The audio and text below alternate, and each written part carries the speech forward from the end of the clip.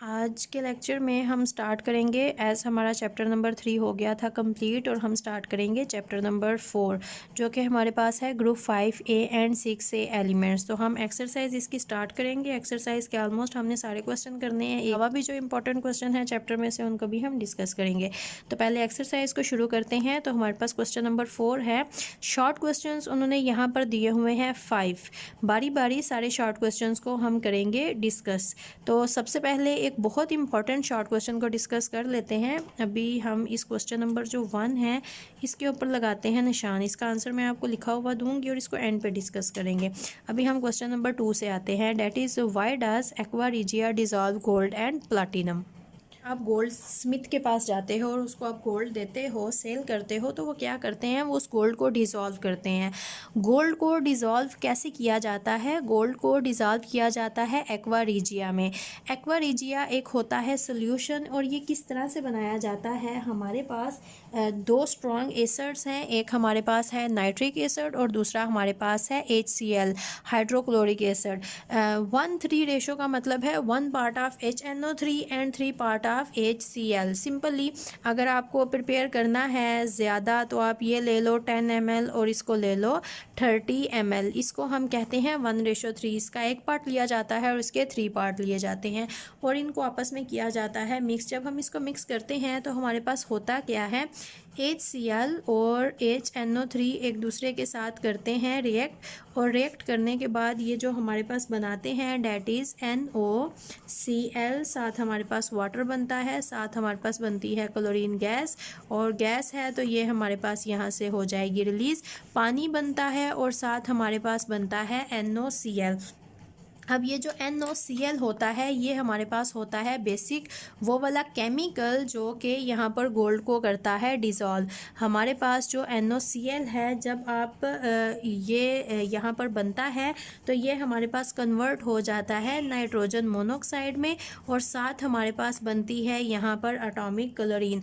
Nitrogen monoxide हमारे पास gas है तो ये यहाँ से रिलीज़ हो जाएगी। पीछे हमारे पास बचता है एटॉमिक क्लोरीन। एटॉमिक क्लोरीन बहुत बहुत ज़्यादा रिएक्टिव होता है और गोल्ड के लिए सिंबल यूज़ किया जाता है AU। जब ये एटॉमिक क्लोरीन के साथ रिएक्ट करता है तो ये कन्वर्ट हो जाता है अपने क्लोराइड में और ये जो क्लोराइड होते हैं ये क्लोराइड हमारे पास होते हैं वाटर सॉल्युबल और इस तरह से हमारे पास जो गोल्ड होता है वो गोल्ड टोटली हमारे पास हो जाता है डिज़ोल्व। तो बेसिकली एक्वा रिजिया क्या होता है? Aqua regia is mixture of nitric acid and hydrochloric acid. उनको मिक्स किया जाता है 1 to 3 पार्ट्स में 1:3 में और हमारे पास NOCl बनता है जो कि फर्दर नाइट्रोजन मोनोऑक्साइड और एटॉमिक क्लोरीन बनाता है और ये जो एटॉमिक क्लोरीन है ये भी रिएक्ट करता है, यही रिएक्ट करता है गोल्ड और प्लाटिनम अगर उन्होंने पूछा है तो प्लाटिनम के साथ और कन्वर्ट कर देता है इनको इनके क्लोराइड्स में और ये जो क्लोराइड्स होते हैं ये हमारे पास होते हैं वाटर सॉल्युबल।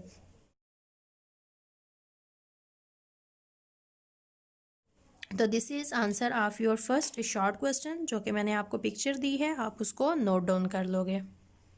नेक्स्ट हमारे पास क्वेश्चन है why the elements of group 6A other than oxygen show more than 2 oxidation states. हमारे पास ऑक्सीजन के अलावा जो बाकी एलिमेंट्स हैं जैसे कि सल्फ़र की आप एग्जांपल ले लें, ऑक्सीजन के बाद सल्फ़र आता है, ये ऑक्सीडेशन स्टेट्स ज़्यादा किस तरह से शो कर देते हैं। बेसिकली ऑक्सीजन के पास होते हैं 8 electron, 1s2 2s2 and 2p4। ये हो गया हमारे पास। ये इनर शेल को नहीं लिया, वैलेंस शेल S के 2 electron px py। This is px, this is py and this is pz। 1 2 3 और ये हो गया 4। इसलिए तो ये 2 लोन पेयर्स ऑक्सीजन को जब ड्रा किया जाता है तो इस तरह से 2 लोन पेयर्स और ये 2 बॉन्ड बनाती है। अगर मैं वाटर की एग्जांपल यहाँ पर ड्रा करके दिखाऊं तो हमारे पास ऑक्सीजन जो होती है वो हमेशा आपको नज़र आएगी -2 की स्टेट में। अब अगर हम सल्फ़र की बात करें, सल्फ़र यहाँ पर ये हो गया 1s को हम नहीं लेते, ये हमने यहाँ पर s को लिया, इसका तो ये 2 भी कंप्लीट हो जाता है, 3 स्टार्ट हो जाएगा। होता क्या है, s के बाद इनके पास आ जाता है d। This is s, this is p and this is d। 1 2 3 4, D total 5 होते हैं, 1 2 3 4 एंड 5। पी हमारे पास होते हैं 3 और एस की कोई भी डिवीजन नहीं होती। अब होता क्या है, हमारे पास सल्फ़र कितनी ऑक्सीडेशन स्टेट शो कर सकता है, +2 को शो कर सकता है, +4 को शो कर सकता है, +6 को, SCl2 SCl4 SCl6। अब ये किस तरह से शो करता है, 2 तो हमारे पास इसी तरह से आ जाएगी। अगर ये अपने इलेक्ट्रॉन इसी तरह से रखता है यहाँ पर, यहाँ पर, यहाँ पर और यहाँ पर, तो ये 2 इलेक्ट्रॉन क्लोरीन के साथ शेयर करेगा और 2 बॉन्ड बनाएगा और ये सल्फ़र हमारे पास आ गया +2 में।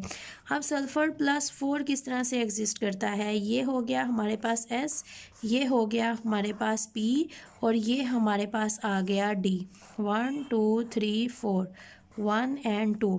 अब हमारे पास जब ये +4 ऑक्सीडेशन स्टेट शो करता है तो यहाँ पे तो ये इलेक्ट्रॉन इसी तरह रहते हैं, एक यहाँ पर, एक यहाँ पर, एक यहाँ पर, ये वाला एक ऑक्साइड होके आ जाएगा डी में। अब यहाँ पर 2 अनपेयर इलेक्ट्रॉन थे तो सल्फ़र ने 2 बॉन्ड बना लिए, यहाँ पर 1 2 3 4 अनपेयर्ड इलेक्ट्रॉन हैं तो सल्फ़र अब क्या करेगा, सल्फ़र अब इजीली यहाँ पर +4 में एग्जिस्ट करेगा और इजीली 4 बॉन्ड बना लेगा। इसके अलावा सल्फ़र हमारे पास 6 में एग्जिस्ट करता है, तो 6 में हमारे पास कैसे एग्जिस्ट करेगा, this is S, this is 1 2 P and this is D, 1 2 3 and 4, S P D। अब ये क्या करेगा, एक एक एक एक ऑक्साइड होके यहाँ पर और ये S का भी एक्साइड करवा के ले आएगा यहाँ पर। अब इसके पास हैं 1 2 3 4 5 6, यहाँ पर अब इसके पास 6 अनपेयर्ड इलेक्ट्रॉन हैं तो ये 6 बॉन्ड इजीली बना सकता है। पिक्चर्स मैंने आपको सारे शॉर्ट क्वेश्चन के आंसर्स के साथ साथ सेंड करती जाऊँगी, तो अगर एज़ यूजुअल बुक से कुछ भी ना मिले आपको तो वो पिक्चर से आपको क्वेश्चन और उसका आंसर मिल जाएगा, तो वो आपने नोट कर लेना है। फिर भी अगर किसी बात की समझ ना आए तो वो आप हम क्लास में डिस्कस कर लेंगे। हमारे पास होता क्या है, इस तरह से एस में 2 इलेक्ट्रॉन है, पी में हमारे पास 4 हैं, टोटल ऑक्सीजन के पास होते हैं 8। इनर को इन्वॉल्व नहीं करेंगे, बाहर हमारे पास 6 होते हैं, 6 ग्रुप से बिलोंग करता है। अब जब हमारे पास ये 2 अनपेयर्ड इलेक्ट्रॉन हैं तो ऑक्सीजन 2 बॉन्ड ही बनाती है। ऑक्सीजन पहला मेटल ग्रुप का मेंबर है तो ये हमारे पास नॉन मेटल है, माइनस में एग्जिस्ट करता है। जब आप ग्रुप में डाउन दी ग्रुप मूव करते हो तो इलेक्ट्रॉन देने की टेंडेंसी इंक्रीज़ करती जाती है। तो सल्फ़र जब वो अपने इलेक्ट्रॉन्स को एक्साइट नहीं कर रहा, सिर्फ 2 इलेक्ट्रॉन हैं तो +2 में एग्जिस्ट करेगा, लेकिन अगर वो अपने पी के एक इलेक्ट्रॉन को एक्साइट करवा के डी में ले आता है तो फिर 1 2 3 4 अनपेयर्ड इलेक्ट्रॉन हो जाएंगे, तो +4 ऑक्सीडेशन स्टेट इजीली शो कर सकता है। अगर वो एस का भी एक इलेक्ट्रॉन जंप करवा के डी में ले आता है तो अब टोटल उसने अपने 6 के 6 इलेक्ट्रॉन को अनपेयर्ड कर दिया है, तो अब वो 6 बॉन्ड इजीली बना सकता है। और क्वेश्चन यही था कि ऑक्सीजन सिर्फ ऑक्सीडेशन स्टेट 2 शो करती है, 2 -2, लेकिन इसके अलावा जो बाकी मेंबर्स हैं वो वेरिएशन शो करते हैं ऑक्सीडेशन स्टेट्स में, 2 भी शो करते हैं, 4 भी करते हैं और 6 भी करते हैं।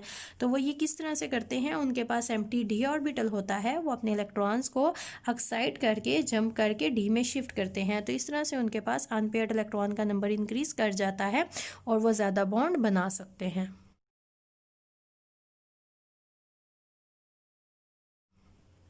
नेक्स्ट क्वेश्चन है हमारे पास, write on a comparison of properties of oxygen and sulphur. Comparison का मतलब हमने इनको कंपेयर करना है और हमने इनकी सिमिलैरिटीज़ भी आपस में देखनी है और हमने इनके डिफरेंसेस को भी देखना है।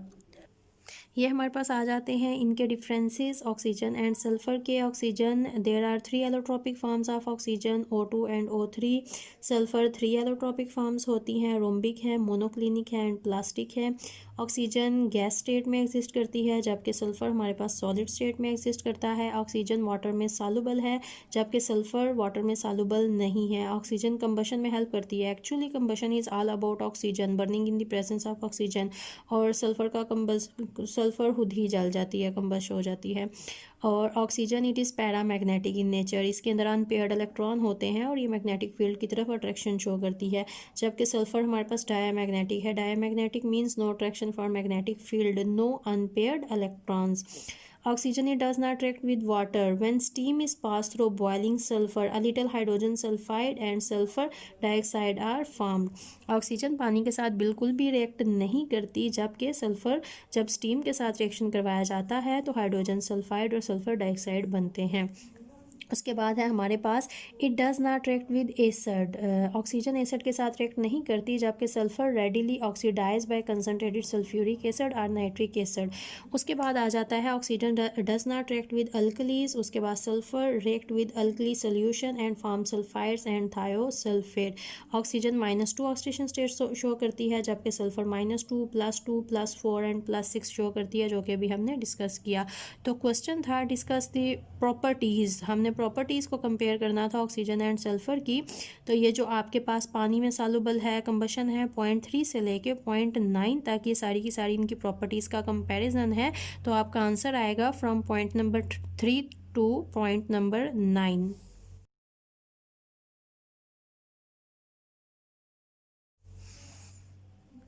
उसके बाद नेक्स्ट है हमारे पास write down the equation for the reaction between concentrated sulphuric acid and copper and explain what type of reaction is it.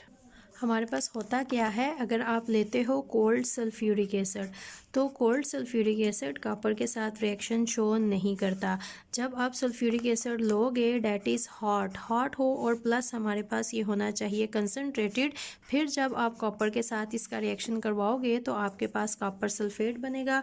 Copper sulphate होता है आपके पास CuSO4, ये पहले ही +2 में एग्जिस्ट करता है, साथ आपके पास वाटर बनता है और साथ आपके पास बनती है सल्फ़र डाइऑक्साइड। तो ये है आपके क्वेश्चन का answer. Cold sulphuric acid copper के साथ रिएक्ट नहीं करता, बल्कि हॉट सल्फ्यूरिक एसिड कॉपर के साथ रिएक्ट करेगा, कॉपर सल्फेट बनाएगा, वाटर बनाएगा और साथ में बनाएगा सल्फर डाइऑक्साइड। क्वेश्चन नंबर 4 हमारा हो गया कंप्लीट। उसके बाद हमारे पास आता है क्वेश्चन नंबर 5, जिसका पहला पार्ट है explain the Birkeland and Eyde's process for the manufacture of nitric acid. आपके पास next question that is Birkeland and Eyde process, उसकी ये आपके पास डायग्राम है। ये आपके पास शॉर्ट क्वेश्चन में अगर आएगा तो आप इसको शॉर्ट इक्वेशन और डायग्राम लिखोगे, अगर आपके पास लॉन्ग क्वेश्चन में आ गया तो फिर आप इसकी डायग्राम बना के इसकी इक्वेशंस और साथ में थ्योरी को भी ऐड करोगे। अब होता क्या है, आपके पास सबसे पहले आपके पास यहाँ पर एक इलेक्ट्रिक फर्नेस होता है। इस इलेक्ट्रिक फर्नेस के अंदर एटमॉस्फेरिक गैसेज, एटमॉस्फेयर से नाइट्रोजन और ऑक्सीजन को लिया जाता है 3000 degree Celsius, which is very very high temperature. इनको रिएक्ट करके नाइट्रोजन मोनोऑक्साइड बनाई जाती है। अब ये जो नाइट्रोजन मोनोऑक्साइड बनती है ये हमारे पास होती है एट 3000 डिग्री सेल्सियस। फिर हम क्या करते हैं, यहाँ से नाइट्रोजन मोनोऑक्साइड को इस कूलर चैम्बर में ऐड करते हैं। दिस इज कूलर क्या करता है, टेम्परेचर जो कि 3000 था उसको कम करके 1000 डिग्री सेल्सियस पे लेके आता है, ताकि जो नाइट्रोजन मोनोऑक्साइड बनी है बहुत ज़्यादा हाई टेम्परेचर पे डिकम्पोज ना हो जाए। फिर उसके बाद नेक्स्ट हमारे पास एक और चैम्बर आता है। यहाँ पर ये जो नाइट्रोजन मोनोऑक्साइड बनी है इसका रिएक्शन करवाया जाता है ऑक्सीजन के साथ एट 600 डिग्री सेल्सियस और हमारे पास बनती है नाइट्रोजन डाइऑक्साइड। अब हम क्या करते हैं, नाइट्रोजन डाइऑक्साइड को नेक्स्ट हमारे पास लास्ट होता है अब्जॉर्प्शन चैम्बर इसको कहते हैं। यहाँ पर हम ये स्टीम, जिसको आप वाटर गैस कह सकते हो, ये प्रोवाइड करते हैं। ये जो हमारे पास NO2 बनी है ये रिएक्ट करेगी वाटर के साथ और HNO2 बनाएगी, जिसको हम कहते हैं नाइट्रस एसिड। यहाँ पर हमारे पास नाइट्रिस एसिड बनेगा। इस नाइट्रिस एसिड की हम क्या करते हैं, यहाँ पर हम करवाते हैं ऑक्सीडेशन। जब हम इसकी ऑक्सीडेशन करवाते हैं तो फिर ये जो हमारे पास HNO2 है ये कन्वर्ट हो जाता है HNO3। आपकी बुक में इसका प्रॉपर आंसर गिवन है, पेज 61-62 पे आप देखोगे तो वहाँ पर आपको इसकी डायग्राम और इसका प्रॉपर आंसर वहाँ से मिल जाएगा। आपके पास क्वेश्चन आता है that is B part of question number 5, which metals evolve hydrogen upon reaction with nitric acid, illustrate along with chemical equation, कि वो कौन कौन सी मेटल्स हैं जो कि जब रिएक्शन करेंगी नाइट्रिक एसिड के साथ तो हाइड्रोजन गैस देंगी, आपने प्लस इनकी देनी है केमिकल इक्वेशन। आपकी बुक में दो मेटल्स गिवन है, एक आपके पास है मैंगनीज और दूसरी जो मेटल आपकी बुक में गिवन है डेट इज़ मैग्नीशियम। ये दोनों मेटल्स मतलब कि दोनों हैं सॉलिड स्टेट में और जब ये रिएक्शन करती हैं नाइट्रिक एसिड के साथ, नाइट्रिक एसिड इज़ HNO3, तो ये क्या करती हैं, ये अपने नाइट्रेट्स बनाती हैं और प्लस हाइड्रोजन गैस करती हैं लिबरेट।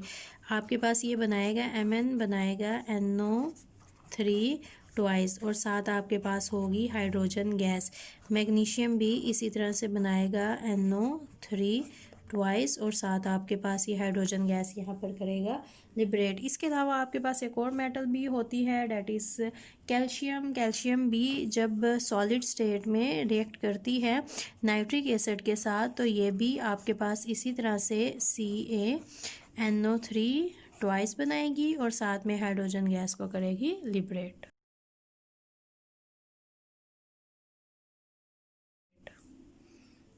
नेक्स्ट आपके पास आ जाता है what is meant by fuming nitric acid.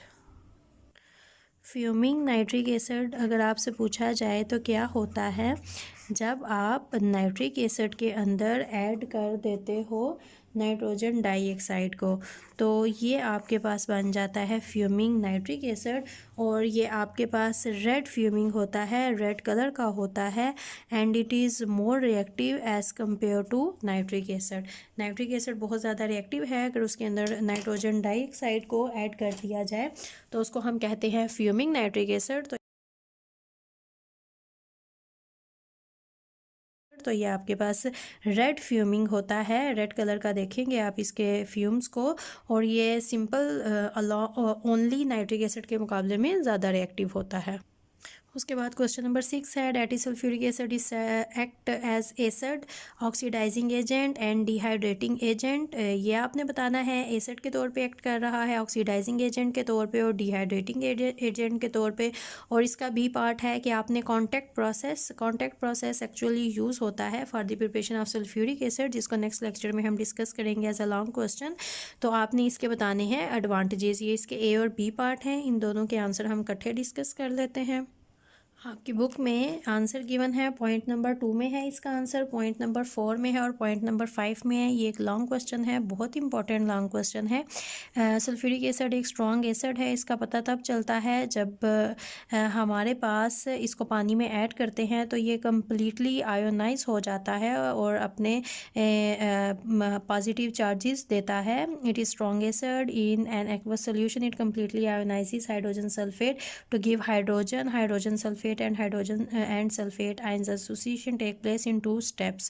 तो ये इसके रिएक्शन एज एन एसिड भी अगर आप देखना चाहो तो उन्होंने रिएक्शन विद अल्कलीज दिए हैं, reaction with carbonate and salts दिए हैं, रिएक्शन विद मेटल्स हैं। कुछ रिएक्शंस आप इसमें से चूज़ करके उनको नोट कर सकते हो। एज एन डिहाइड्रेटिंग एजेंट के तौर पे उन्होंने रिएक्शन दिए हुए हैं सल्फ्यूरिक एसिड के, H2SO4 has a great affinity for water so it act as a dehydrating agent. Dehydrating agent का मतलब होता है जब आप रिएक्शन करवाओगे किसी चीज़ के साथ तो ये उसमें से पानी को एलिमिनेट कर देगा। तो अगर आप देखो तो यहाँ पर सारे प्रोडक्ट्स में आपके साथ 7 वाटर मॉलिक्यूल बनेंगे। ऑक्सैलिक एसिड के साथ रिएक्शन है, फॉर्मिक एसिड के साथ है, इथाइल अल्कोहल के साथ है, वुड के साथ है। ये एक लॉन्ग क्वेश्चन है, that is reactions of sulphuric acid as an acid, as an dehydrating agent and as an strong oxidising agent, और ये सारे के सारे आपने याद करने हैं। अगर एज एन ऑक्सीडाइजिंग एजेंट इसको देखो तो इसके रिएक्शन गिवन है with carbon, sulphur, hydrogen sulphide, hydrogen bromide and hydrogen iodide. ये इक्वेशंस हैं, सिंपल इक्वेशंस हैं, 1-2 दफ़ा इनकी प्रैक्टिस करोगे तो आपको याद हो जाएंगे, और ये सारे के सारे रिएक्शंस आपने याद करने हैं। इसके अलावा सेकेंड पार्ट आ जाता है that is advantages of contact process. तो ये इसके कुछ एडवांटेजेस हैं। हमारे पास कोई वेस्ट बाय प्रोडक्ट नहीं बनता, कोई वेस्ट बाय प्रोडक्ट नहीं हमारे पास बनता, एंड उसके बाद हमारे पास ये सबसे आसान तरीका है प्रिपेयर करने का। सल्फ्यूरिक एसिड को बहुत इकोनॉमिक है, प्लस हमारे पास ये कोई भी यहाँ पर एक्सपेंसिव कैटालिस्ट यूज़ नहीं किया जाता। इसके अलावा हमारे पास सल्फर ट्राईऑक्साइड और ओलियम बनती है, और इसके अलावा ये एक्सोथर्मिक है, खुद ही हीट लिबरेट करता है, तो बहुत हाई टेम्परेचर हमें नहीं देने पड़ते। लो टेम्परेचर पे भी ये रिएक्शन हमारे पास फॉरवर्ड रिएक्शन में फेवरेबल होता है।